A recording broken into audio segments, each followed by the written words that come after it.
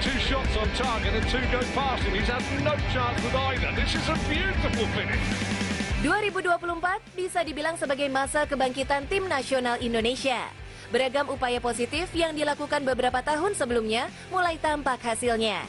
Di Piala Asia, Asnawi Mangku Alam CS tak lagi dianggap remeh meski perjuangan tim Merah Putih terhenti pada babak 16 besar. Kejutan berlanjut pada turnamen kelompok umur Under 23. Indonesia bisa melaju sampai semifinal, mengalahkan sejumlah negara favorit seperti Australia dan Korea Selatan.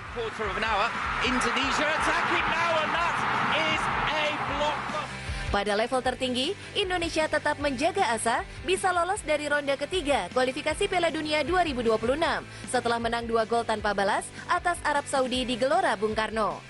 Situasi ini turut mengundang reaksi dari pelatih asal Serbia yang hampir 3 dekade malang melintang di persepak bolaan Indonesia, Dejan Antonic.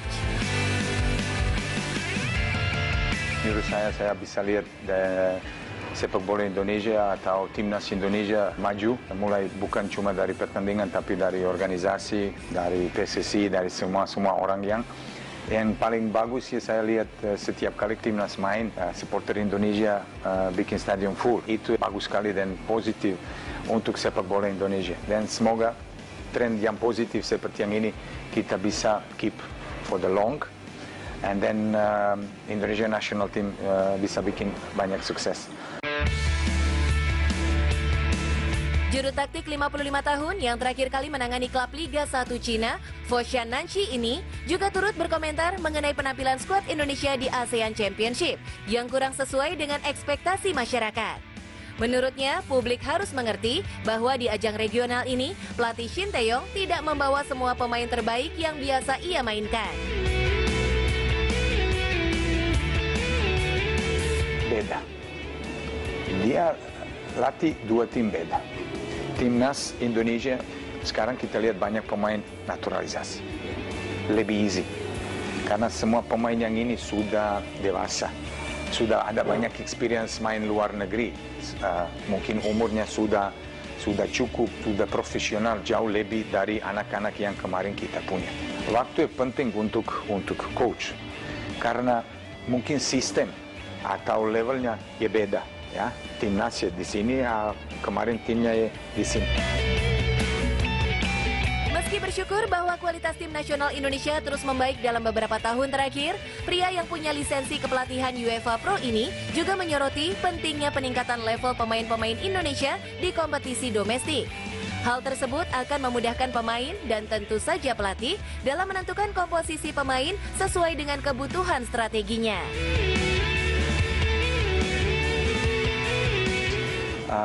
Saya cuma takut satu, kalau kita cuma fokus ke timnas sekarang, kita pasti lupa Under 23, mungkin kita lupa Liga Indonesia. Dan itu kadang-kadang bisa bahaya itu. Kita harus bikin levelnya sama seperti sekarang level timnas sudah naik, semua harus ikut timnas. We need the level of all the groups, national team, Under 23, and the national and the local league must be very close. If the gap is too big, then transformation from here to here will be very difficult and adaptation will be very hard for them. Mantan pesepak bola yang memulai karirnya di tim junior Red Star Beograd ini juga berpendapat bahwa Indonesia sejatinya dianugerahi banyak talenta muda potensial. Hal tersebut harus dikelola secara serius untuk meningkatkan level tim nasional pada masa yang akan datang. Indonesia punya banyak pemain muda yang punya kualitas. Kita cuma harus pilih dia.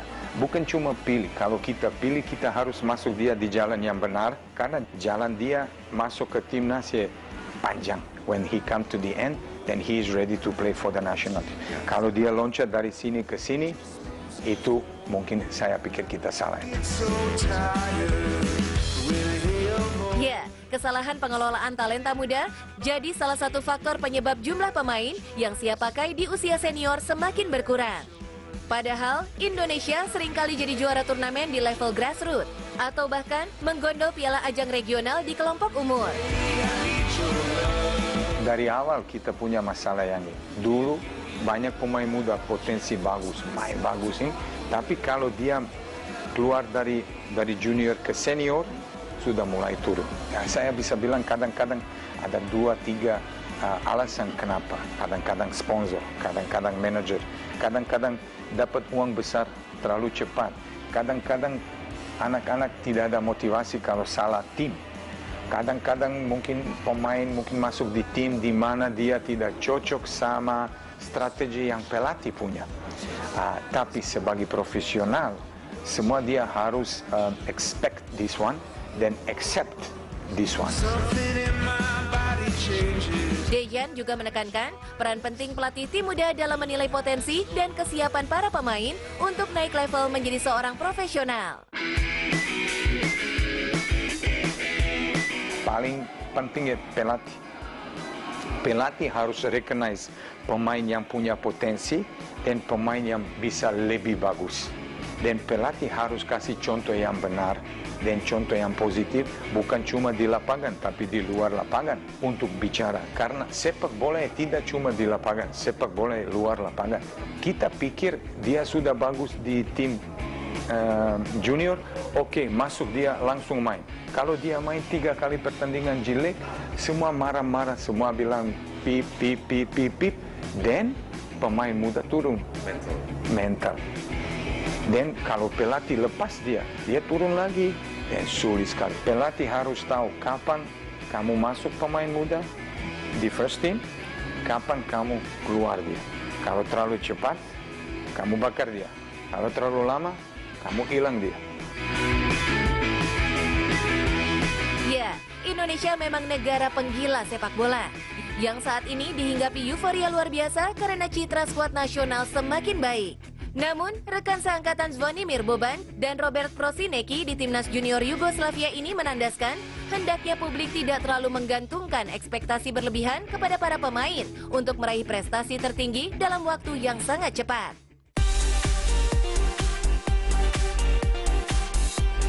You know how we say, seperti pisau, ya? You can hold the knife, but if he pull, then he will cut you. So it same like expectation. You expect too much. If you not reach the target, then everything is dropped down. No, menurut saya kita harus percaya.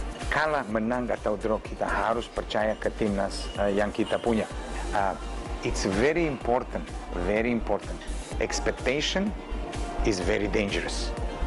We need to put the target on our level.